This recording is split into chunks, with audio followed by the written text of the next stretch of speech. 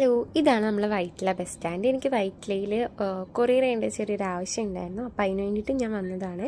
നല്ല മഴ പെയ്ത് ഉണ്ടായിരുന്നുള്ളൂ കേട്ടോ.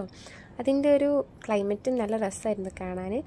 സോ നമ്മൾ ഈ വൈറ്റില മെട്രോ സ്റ്റേഷൻ്റെ അവിടെ തന്നെയായിട്ട് ബുക്ക് ഇഷ്ടപ്പെടുന്ന ആൾക്കാർക്ക് എന്താ പറയുക, പർച്ചേസ് ചെയ്യാൻ പറ്റിയ ഒരുപാട് ബുക്ക് ഐറ്റംസ് നമ്മളെ വൈറ്റില മെട്രോ സ്റ്റേഷൻ്റെ ഇവിടെ ഉണ്ട്.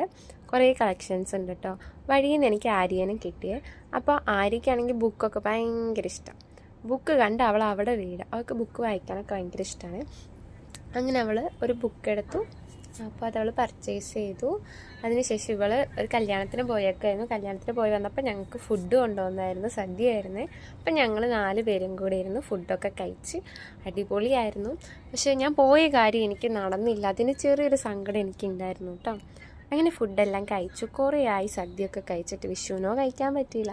അങ്ങനെ അവൾ കൊണ്ടുവന്നതിൽ ഞങ്ങളെല്ലാവരും കൂടെ കൈയിട്ട് വാരി കഴിച്ച്. പിന്നെ ഞങ്ങളൊരു ബീഫ് കറിയും കൂടെ വാങ്ങിയായിരുന്നേ.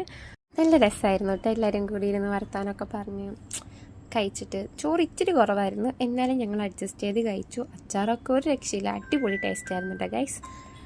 അപ്പോൾ ബൈ.